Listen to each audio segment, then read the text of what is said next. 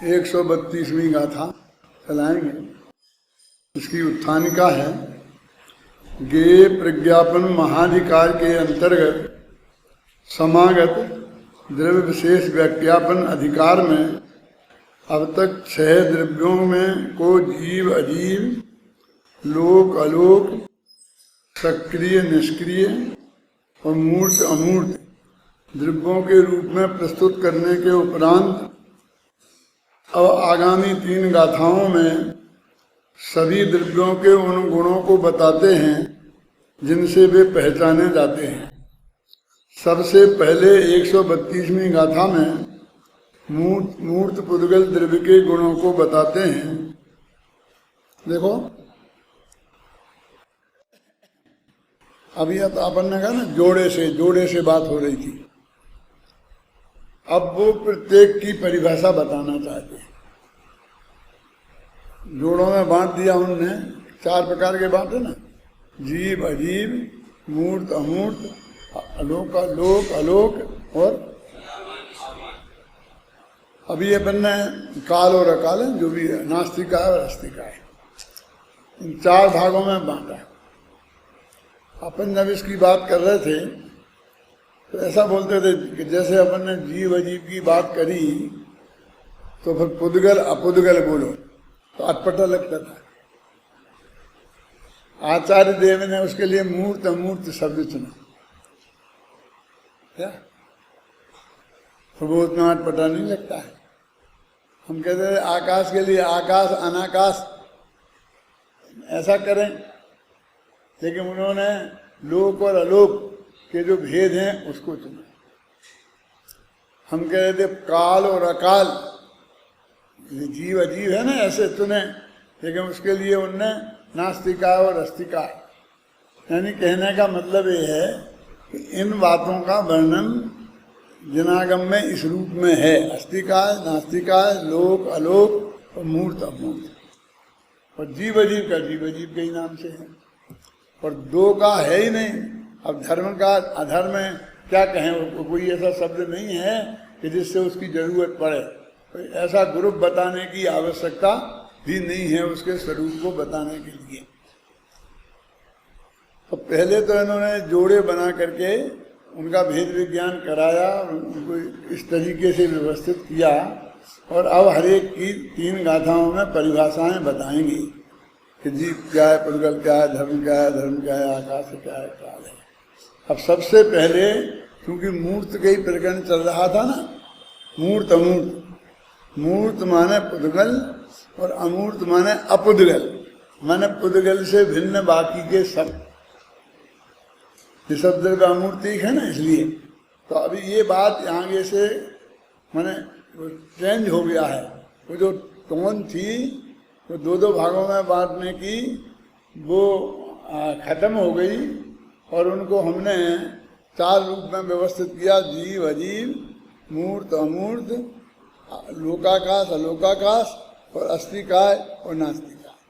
अभी इनका वर्णन लोकाकाश और लोकाकाश का भी शास्त्रों में आता ही है, नास्तिकाय और अस्तिकाय का भी वर्णन आता ही है, और मूर्त अमूर्त का। मेरा मतलब ये है कि इनकी चर्चाएं कम होती हों, ऐसे जोड़ों के रूप में होती हैं कि नहीं होती हैं वो अलग बात है, लेकिन हमारे सभी शास्त्रों में जिसमें अपन ने ये द्रव्य व्यवस्था पढ़ी है, ये सब बातें हमारी जानी पहचानी हैं, ऐसी नहीं है कि ये नहीं आती है। अब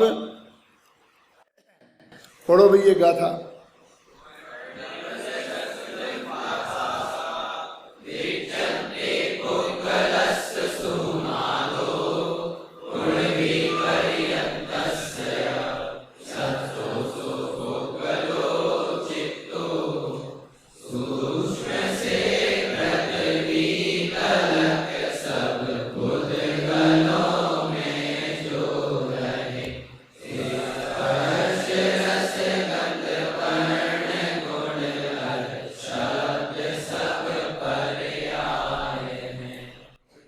सूक्ष्म से पृथ्वी तलक, सूक्ष्म माने परमाणु, परमाणु सूक्ष्म है ना, तो उसके बारे में जब इंद्रियों की बात आई थी, उग्गल इंद्रिय गेझा, इंद्रिय गेज, तो उन्होंने कहा था कि परमाणु इंद्रिय से ग्रहण नहीं होता है, इसलिए फिर उसे अमूर्तिक मानो।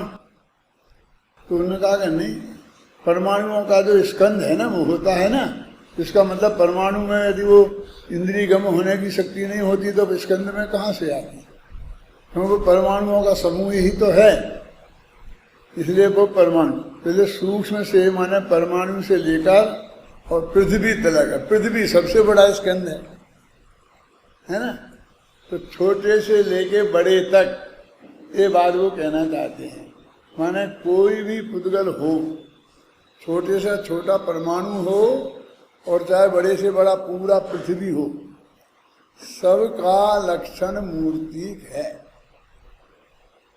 और मूर्ति के का परिभाषा ये है कि स्पर्श रस गंध और वर्ण जिनमें पाए जाएं उन्हें मूर्ति कहते हैं, है ना।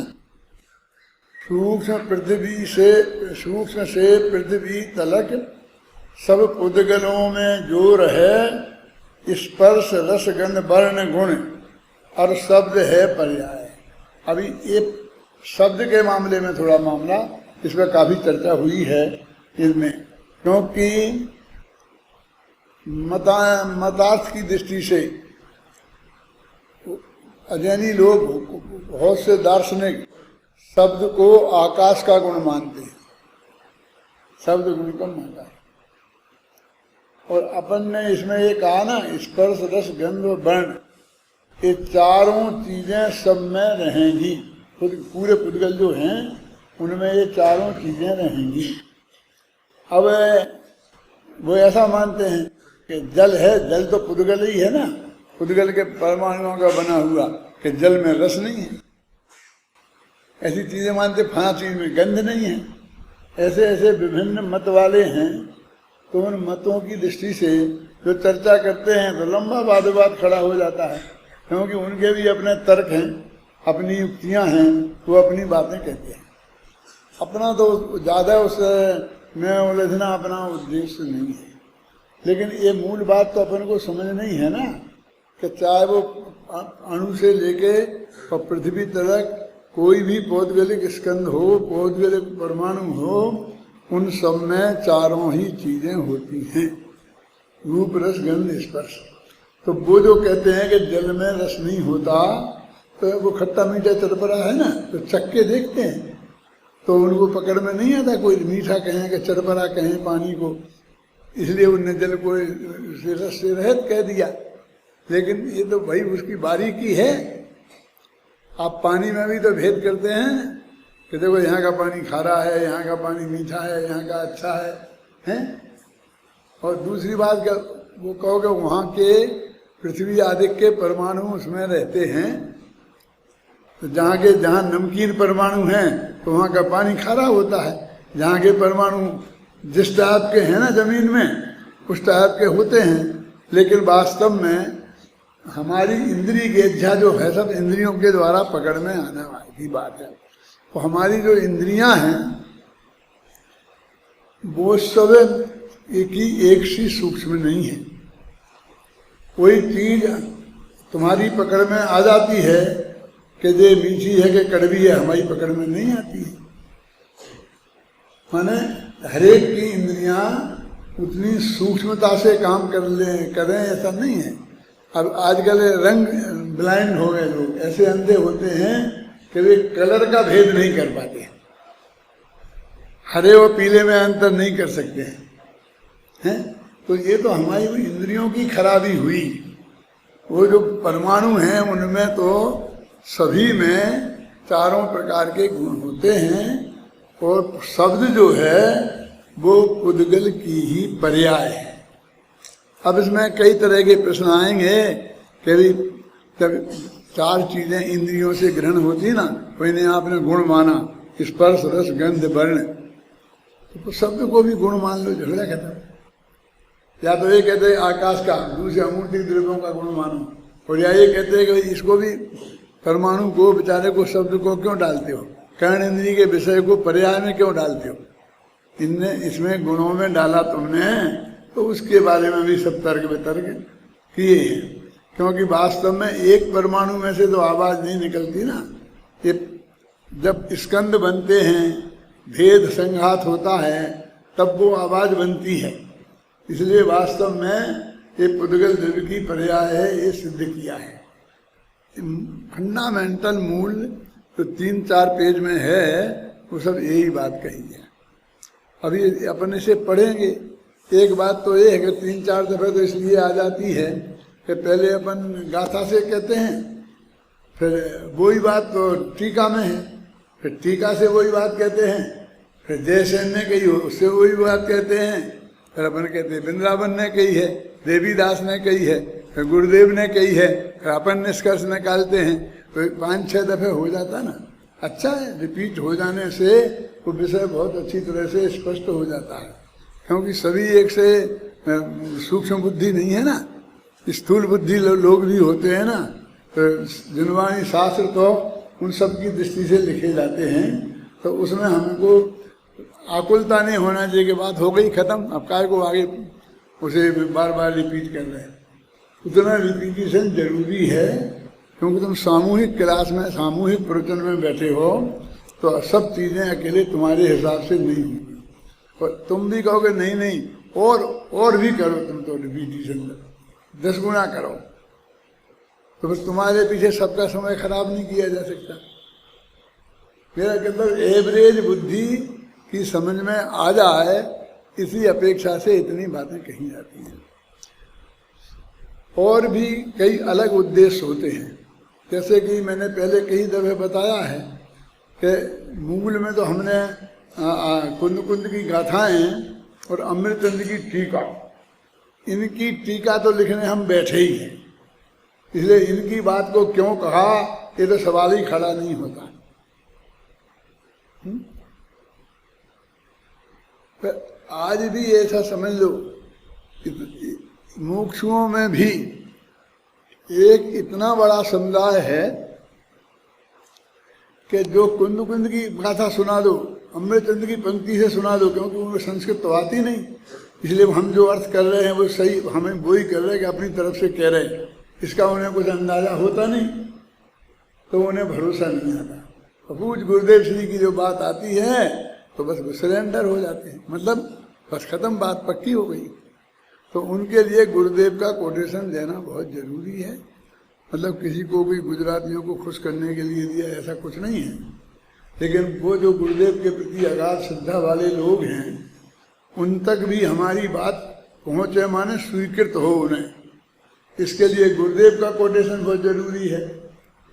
अभी हमारे उत्तर भारत में और पूरे देश में ही ऐसे बहुत से लोग हैं कि जिन्हें कांजी स्वामी में श्रद्धा नहीं है, और श्रद्धा नहीं है वो चिढ़ है, ख्याल में आप ही नहीं ना। अब ऐसे लोगों के लिए क्या करें? तो अभी वृंदावन दास जी, देवीदास, गोदास जो अपने से लगते हैं ना, जिनकी पूजने अपन रोजाना करते हैं, अपने हिंदी प्रांत के हैं अपने, तो उनके भी अपन दे देते हैं, तो वो बहुत बड़े समुदाय को वो चीज़ कवर कर लेती है, और किसी ना किसी रास्ते से उनको विश्वास हो जाता है। तो वो सब चीज़ें हैं जो विवेक पूर्वक सब की गई हैं, और उनका अपना अलग लाभ है। और हम भी सब अकलंक देव तो नहीं है ना, निकलंक भी नहीं है कि एक दफ़े सुनकर के 2 दफ़े सुनकर हमारी को बात हो जाएगी। तो अनेक दफ़े सुने तो जिनवाणी के तत्व ज्ञान में रिपीटिशन दोष नहीं होता, समझे ना। अब अपन इतनी सब बात कह दी, अब अपन पढ़ेंगे, जहाँ मुझे बोलने की इच्छा होगी वहाँ बोलेंगे, लेकिन मैंने सब बोल दिया है, बाकी पढ़ना ही है। अब अपन को देखो, आचार्य अमृतचंद्र इस गाथा के भाव को सत्य प्रदीप का टीका में इस प्रकार स्पष्ट करते हैं, यही है ना। इंद्रियों के विषय होने से स्पर्श, रस, गंध और वर्ण इंद्रिय ग्राह्य हैं। इंद्रिय ग्राह्यता की व्यक्ति और शक्ति के बस से भले ही वे इंद्रियों द्वारा ग्राह्य किए जाते हों या ना किया जाते हों, तथापि वे एक द्रव्यात्मक सूक्ष्म परमाणु से लेकर अनेक द्रव्यात्मक स्थूल पर्याय रूप पृथ्वी स्कंद तक अपने समस्त पुद्गलों के अवशेषतया विशेष गुणों के रूप में होते हैं और उनके मूर्त होने के कारण ही पुद्गलों के अतिरिक्त शेष द्रव्यों के न होने के कारण वे पुद्गल को ही बतलाते हैं। ऐसी आशंका नहीं करना चाहिए कि शब्द भी इंद्रिय ग्राह्य होने से गुण होगा, क्योंकि शब्द विचित्रता के द्वारा विश्वरूप पना दर्शाता होने पर भी उसे अनेक द्रव्यात्मक पर्याय के रूप में स्वीकार किया जाता है। अभी दो बात अलग अलग रखो। ऐसी आशंका नहीं करना चाहिए, ये यहाँ से इसे नया पैरा कर दो, दिमाग में कर लो, अभी किताब को खराब करने से कुछ नहीं होगा। दो हिस्सों में अपन इनका अर्थ समझेंगे ना। तो ऊपर उन्होंने आप पढ़ेंगे तो जो मैंने आपको बताया वही सब बातें आई हैं। क्या कह रहे हैं कि वो जो रूप रस गंध स्पर्श और सभी पुद्गलों में है, अब इंद्रिय वाले जो जीव हैं उनके क्षेत्रम का प्रकार भी अनेक प्रकार के हैं और इनमें सूक्ष्मता स्थूलता भी अनेक प्रकार की है। इस कारण कोई चीजें किसी के इंद्रिय ज्ञान में पकड़ में नहीं आए तो उन्हें ये नहीं मानना चाहिए कि ये इंद्रिय ग्राह्य नहीं है। इतनी सी बात है, समझ लेना चाहिए कि मेरी पकड़ में तो नहीं आ रहे लेकिन दूसरों की पकड़ में आ रहे। अपने साथ ऐसा नहीं होता है। जब मैं अशोकनगर में था तो प्रवचन करता था और शास्त्र में से कोई बताता था बातें, तो वो हमारे एक श्रोता थे परमानेंट, मेरे दादाजी की पिताजी की उम्र के तो थे ही थे, लेकिन वो मुमुक्षु नहीं थे। उनका मेरा कट्टर विरोध करना उनकी ड्यूटी थी और मेरे अलावा किसी का प्रवचन उन्हें पसंद नहीं आता था। माने उनके जो पंडित थे उनका भी नहीं, सुनना उसे मेरा ही है और विरोध ही करना। हमारी नोकझोंक होती रहती थी। तो उनकी एक परमानेंट आदत थी, हमने तो ये कहीं नहीं देखा। जो कोई अपने ऐसी बात कहे हैं जो नहीं हो तो वे कहते हमने तो ये कहीं नहीं देखा। उनका नाम नन्नू लाल जी थे, हम सब लोग नन्नू भैया कहा करते थे। तो अब तो मुझे स्वर्गवास हो गया उनका, उनके नाती पोते होंगे। मेरी उनसे भी दोस्ती थी, उनके बेटे से भी दोस्ती थी और उनके पोते से भी दोस्ती थी। उनसे तात्विक संबंध था, बेटे से व्यापारिक संबंध था और पोता मेरे पास के स्कूल में पढ़ता था।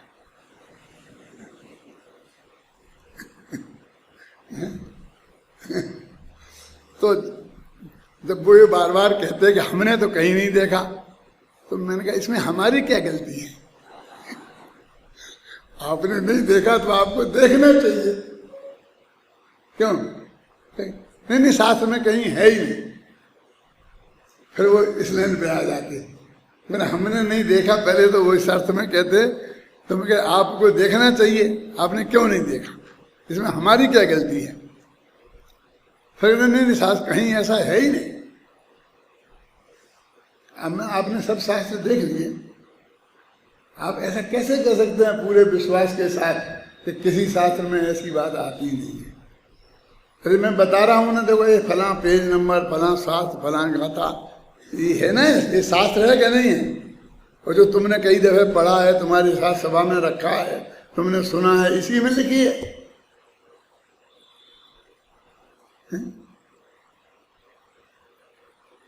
शास्त्र में एक ऐसा बढ़िया उदाहरण दिया है, लेकिन मैं दे नहीं सकता हूँ, और यहाँ तो तुम्हें सुना सकता हूँ, लेकिन उनके सामने तो नहीं कह सकता था। नीति शतक है भर्तृहरि कवि का। भर्तृहरि ने 3 शतक लिखे थे, नीति शतक, श्रृंगार शतक और वैराग्य शतक। तो नीति शतक में है कि नोलू को अवलोकते यदि देवा सूर्यस्य किम दूषणम। समझ में आ गया होगा कि उल्लू को यदि दिन में दिखाई नहीं देता तो इसमें सूरज की क्या गलती है? क्या एक कहता तो झगड़ा हो जाता। समझ में आया?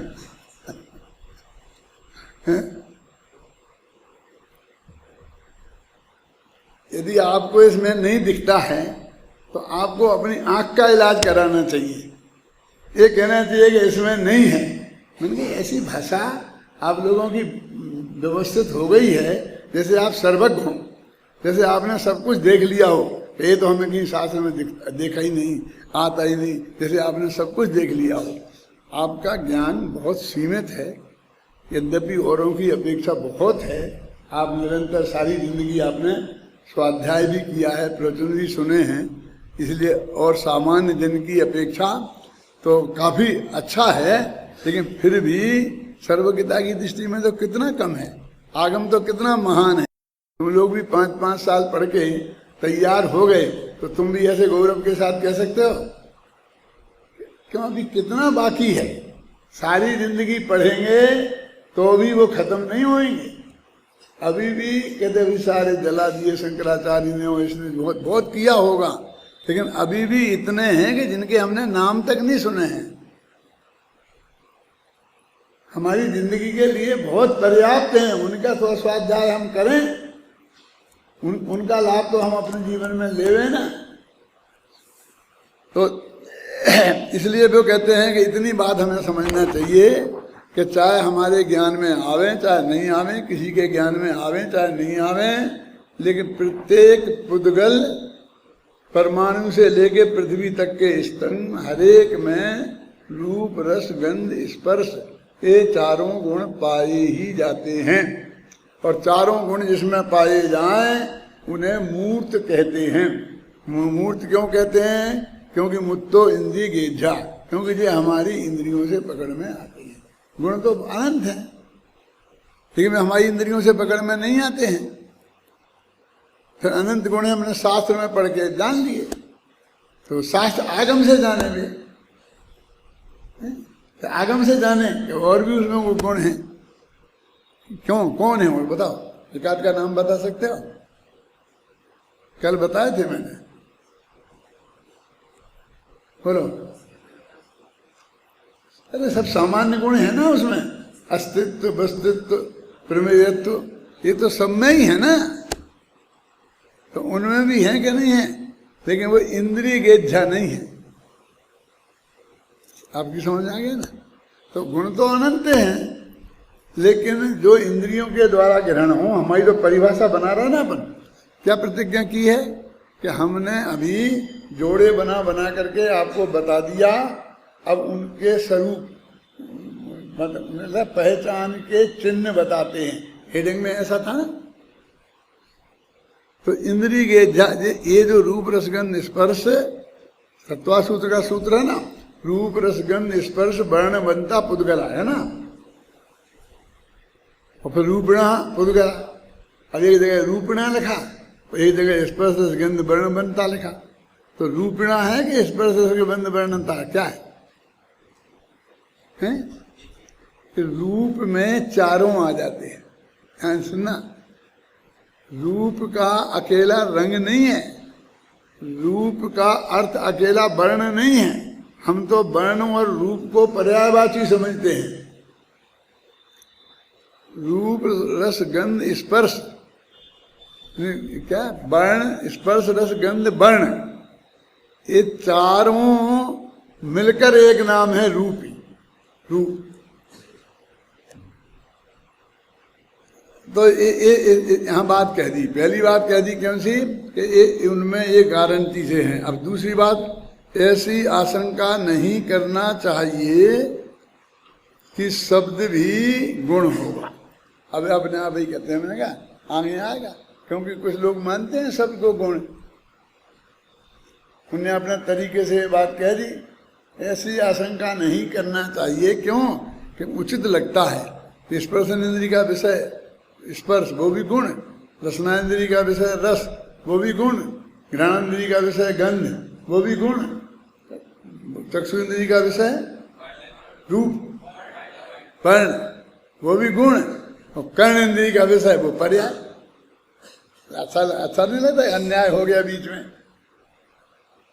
ऐसा विकल्प सहज खड़ा होता है तो वो कहते हैं कि वो भी क्योंकि एक इंद्री का विषय है इसलिए वो भी गुण होगा, ऐसा नहीं मानना चाहिए, ऐसी आशंका नहीं करना चाहिए कि शब्द भी इंद्रिय ग्राही होने से गुण होगा, क्योंकि शब्द विचित्रता विविधता, जानते हैं थोड़ा फर्क है इसमें।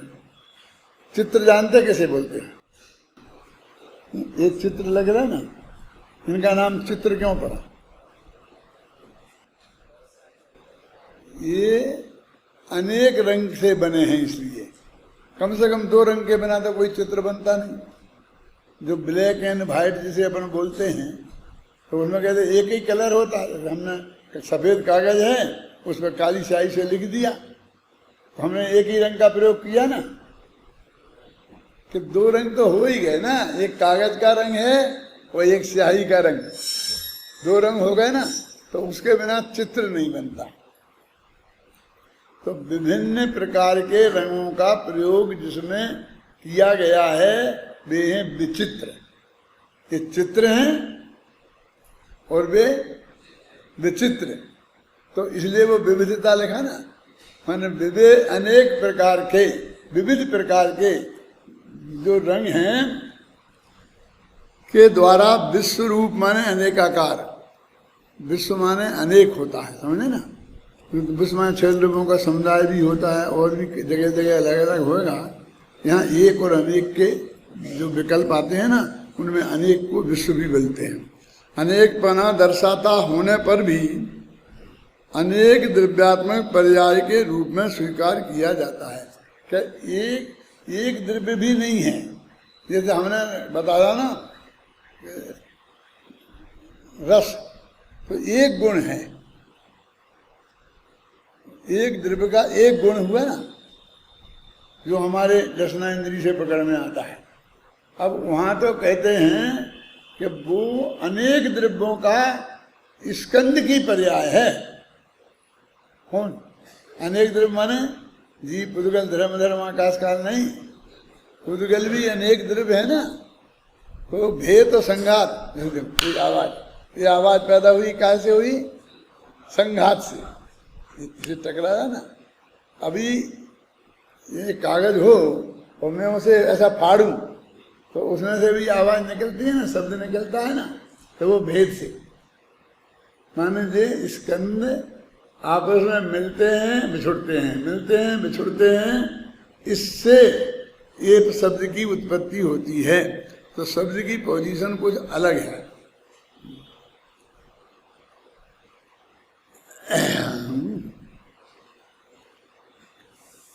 यदि यहाँ कोई प्रश्न है ना, देखो यदि शब्द को पर्याय ना मानकर गुण माने तो क्या बाधा है? वही बात आ गई अपन लोग जो कह चुके हैं ना। पहली बात तो यह है कि शब्द को अमूर्त द्रव्य का गुण नहीं माना जा सकता। अभी अपने यहाँ विकल्प उठा करके बात करने की आदत है ना आचार्यों की, खासकर न्याय के आचार्यों की, कि भैया हम शब्द को हम गुण माने। वे ये नहीं कहते कि नहीं मानो, कहते हैं अच्छा ठीक है मान लेते हैं। तो अमूर्त द्रव्यों का मानेंगे गुण के मूर्त द्रव्यों का। ये प्रश्न क्यों उठाया? क्योंकि वो एक मत है ना नैयायिक वगैरह, वो आकाश को कहते हैं शब्द को आकाश का गुण कहते हैं। तो इन्होंने फिर अपना तर्क दे के सिद्ध किया कि आकाश का गुण तो वो हो नहीं सकता, मतलब मूर्त द्रव्यों का अमूर्त द्रव्यों का गुण तो हो नहीं सकता। और मूर्त द्रव्य का गुण मानेंगे तो दूसरी दिक्कत खड़ी हो जाएगी कि वो पर्याय है, तो पर्याय वाला लक्षण गुण में घटित हो गया तो सभी पर्याय गुण हो जाएंगे, कि सभी गुण पर्याय हो जाएंगे। मैंने फिर गुणों पर्याय का हम भेद क्या करेंगे? क्योंकि पर्याय का लक्षण क्या है? कादाचित। कादाचित लिखा ना इसमें, नीचे देखो तुम, माने कभी कभी होना।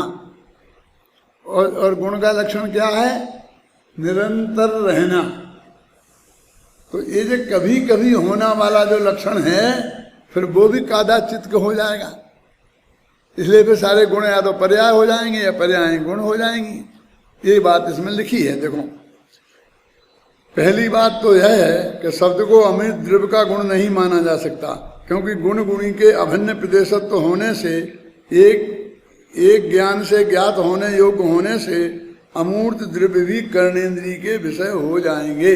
अमूर्त द्रव्य को वो मानेंगे पर्याय, गुण मानेंगे, तो फिर कान से अमूर्त पदार्थ भी पकड़ने में आने लगेंगे। इसलिए तो अमूर्त का नहीं माना जा सकता। दूसरी बात यह है कि पर्याय के लक्षण में द्वारा गुण का लक्षण उत्थापित होने से, पर्याय का लक्षण क्या है? वही कादचित्त बना, और गुण का लक्षण उत्थापित होने से शब्द मूर्त द्रव्य का गुण नहीं हो सकता। पर्याय का लक्षण है कादाचित्त, माने अनित्यपना है, और गुण का लक्षण नित्यपना है। इसलिए शब्दों में अनित्यता से नित्यता के उत्थापित होने से शब्द गुण नहीं है। शब्दों में भी नित्यपना देखने में आता है। वह नित्यपना शब्दों को उत्पन्न करने वाले उद्गणों और उनके स्पर्शादि गुणों का ही है, शब्द पर्याय का नहीं। इसलिए अति दृढ़ता पूर्वक ये बात ग्रहण करना चाहिए। मैंने ज़्यादा बातें हैं नहीं, मैंने आपको अति संक्षेप में वो सब बातें बता दी। अभी एक दफा पढ़ के बताना है कि इसमें भी वही बातें सब लिखी हैं। देखो, ये आपको भी पढ़ने की ऐसी आदत डालना चाहिए कि वो जो भी आप पढ़ें वो पढ़कर पहले वो आपकी चीज बननी चाहिए, वो पूरी तरह हमारे दिमाग में आ जाए, और फिर हम उसे लिखें तो हमें देखने की जरूरत नहीं पड़ेगी। अब पूरा लिख देंगे, एग्जाम तो रटी थोड़ी है, रटने की जरूरत नहीं है, समझ में आ जाएगी तो पूरा देंगे। एक आदमी तो ऐसा जैसे कि अनुवाद कहते हैं ना, ऊपर की एक लाइन दिखी फिर नीचे उसकी हिंदी अनुवाद कर दिया, फिर भाषा वो भाषा परिवर्तन है एक तरीके से। और हमने उस पूरे पैरा को एब्जॉर्ब किया और उसका भाव अच्छी तरह से समझ में आया, फिर अपनी भाषा में उसको लिखा।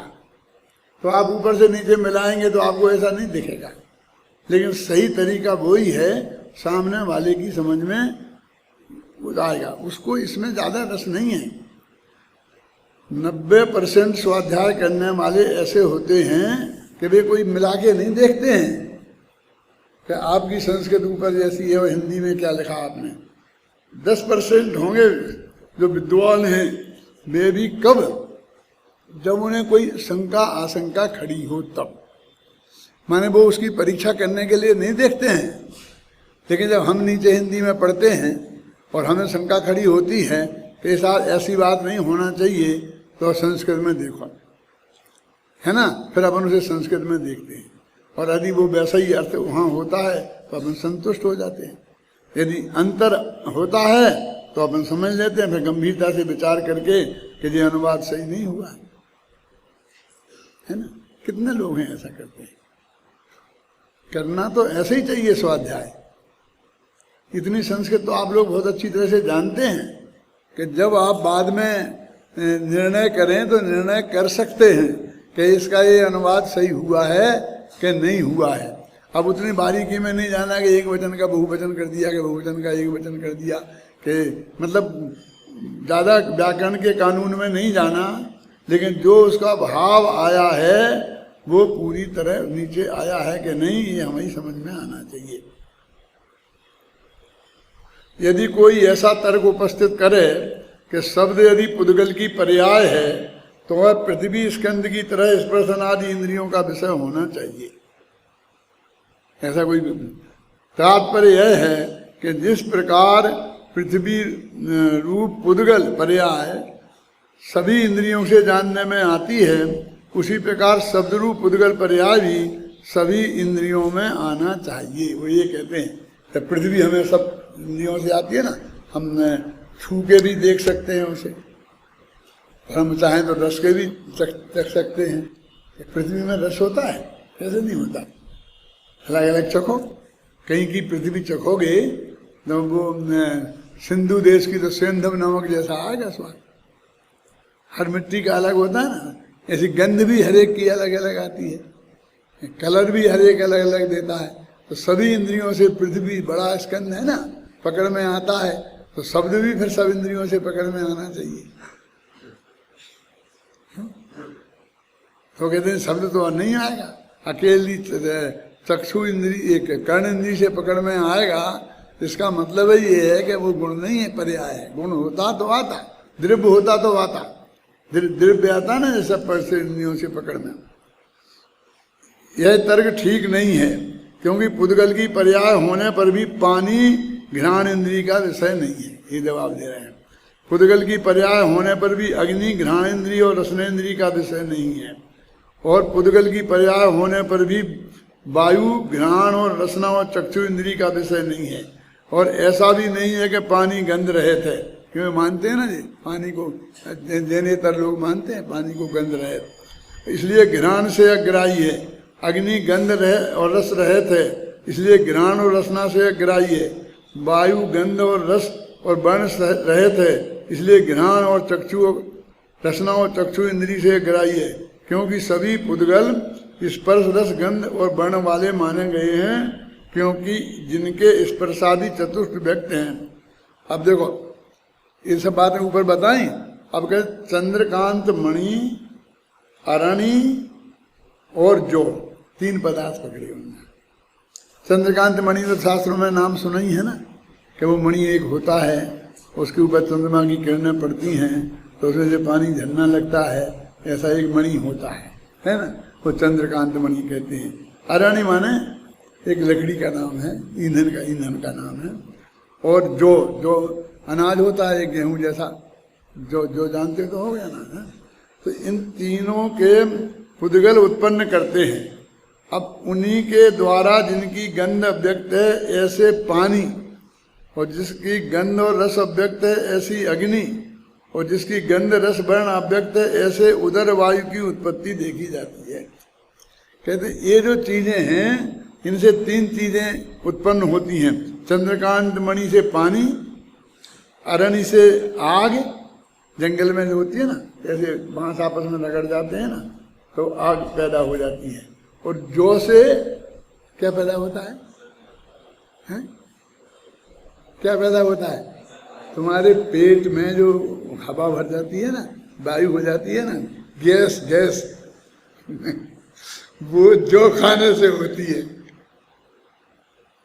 और आचार्य लिख रहे भाई, मैंने लिखा, वैद्य लोग तो ऐसा कहते हैं कि पेशाब की बीमारियों में जो सबसे बढ़िया चीज है,